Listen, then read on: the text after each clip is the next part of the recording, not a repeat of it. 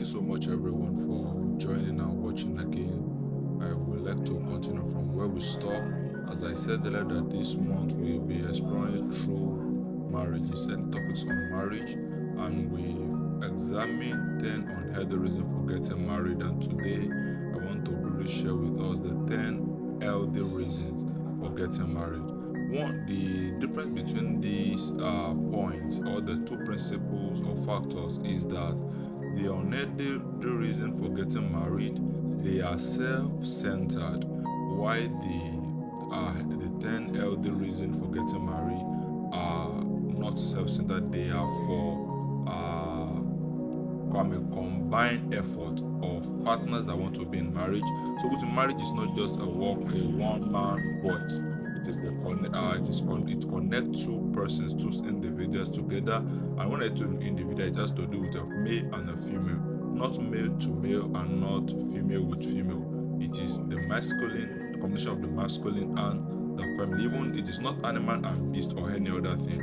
It's just the two man and a woman. And that is why I want us to understand this morning as we explore through the 10 reasons for getting married. The first one is because it is the will of God. It is God's will.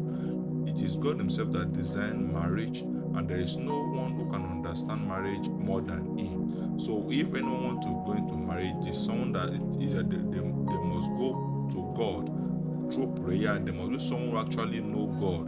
Because if there is a problem in BMW product, it is the best thing to take it back to the company that produced it. So we have the first reason is it must be the will of God. We must see God's will in everything we do, and especially when it comes to marriage, we have to seek the will of God in prayer, because not every Christian is suitable for us. It is God who knows as a partner that is best for us. The second one is to express the love of God to another person. When we want to get into a relationship with or want to marry, it is we must have the understanding. We want to express the love of God towards the person. In what sense? The love of God is agape, which is unconditional. It is love that is unconditional. It was not based on anything. So if you said you want to marry, the person you want to marry to, either as a woman or as a man, it must be someone that you must love unconditionally.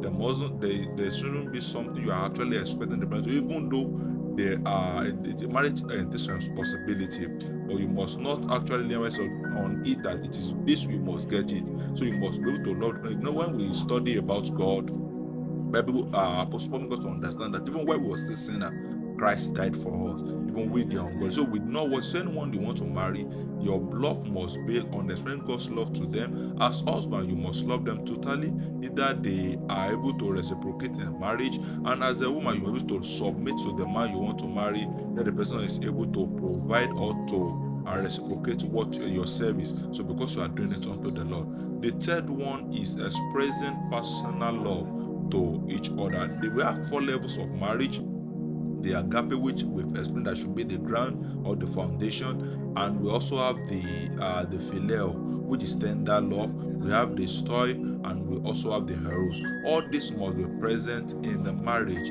The husband must be tender towards each other. The eros also have to do with the sexual love. It must be between them. So it is not that maybe when you are ready or that's when you express this love. When you come into it, you must have determined that before you even marry anyone. So it is something you have to know before even marching to the altar. The fourth one is to fulfill sexual need and desire.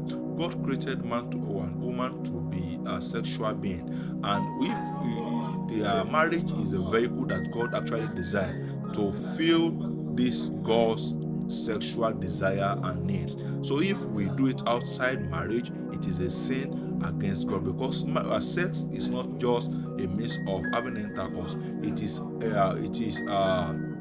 It is coming together of two persons. It's an act of worship. It's not just to raise children. It's an act of worship. It's an act of desire. That's why Bible say that if a man is have sex with a prostitute, say they have become one, so they share the same body. So it is an act of worship. And when that happens outside marriage, you are worshiping someone which is Satan and not God. So marriage is the only vehicle to satisfy this sexual desire, because human being are sexual being. And next one is the to begin a family. Truly it is good to have children, but most often time people make this mistake by the fact that they will think that it is children that makes a marriage works.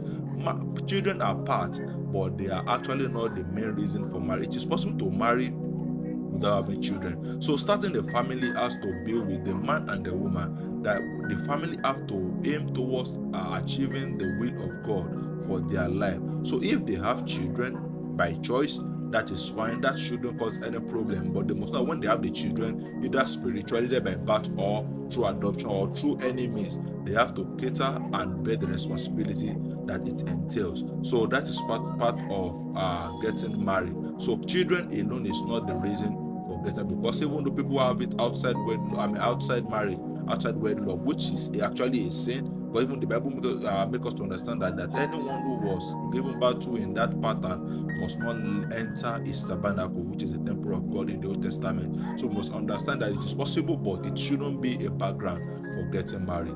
The next one is for companionship. Human beings are social beings and are created to enjoy things around us.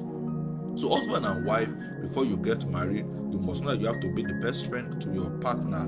Or maybe as a woman, you must be your husband's best friend, and as a man, you must be your wife's best friend. There shouldn't, although you can have this companionship outside marriage with others outside, but it is the best thing. It is rewarding when you are in marriage and when you have it with your partner, which is your husband or your. So it's for companionship. If you don't have this in your mind before you jump into marriage, you will later become a disaster and causing a chaos even in the world and to the partner you are married to. The next one is to share to work together to fulfill others' need.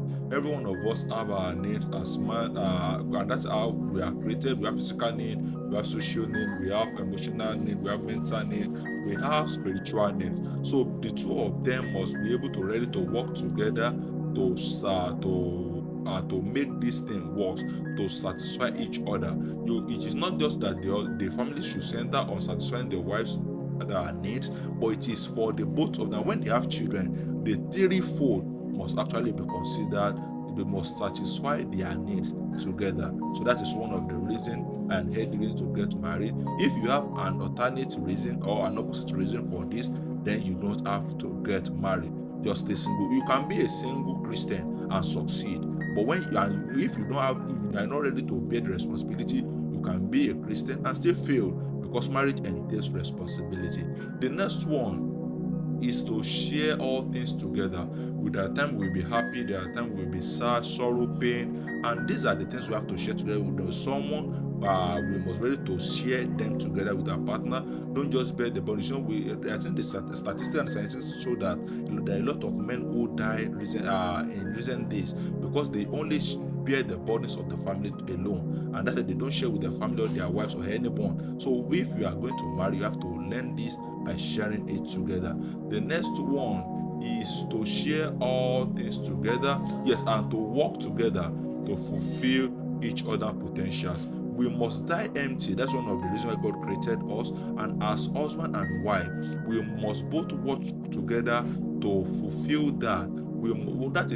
Everyone has a potential in them. We must work together to be the best version of what we are. Maybe the wife is someone who actually who have desire to be educated, and the husband is someone who just want peace. Both of them must work together to achieve this. Not that maybe they should be chasing what the wife wants to be and neglect what the husband wants to be. No, both of them must work together pari passu. And the last one is for to enhance spiritual growth. Spiritual growth is very important. You must be ready to pray together, read, study together, and grow together. Marriage is for companionship. We must learn to grow from physical realm to the spiritual realm, so we're able to share all these things together. If we put this thing in order, these are an healthy reason for getting married. But if we don't want to do them, then it is better that we should not, because marriage is not based on selfish